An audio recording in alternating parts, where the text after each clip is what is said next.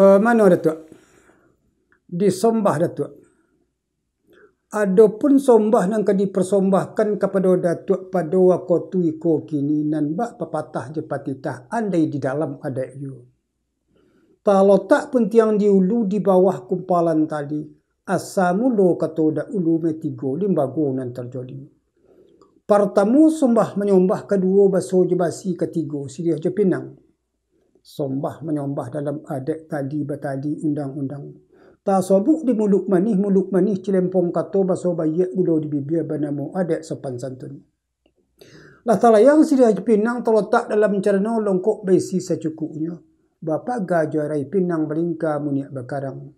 Kunyang tercoreng di atasnya. Sikok tertuntuk dah salampih nak dilihat di penangnya tu nak pakai adat cerana itu ngah.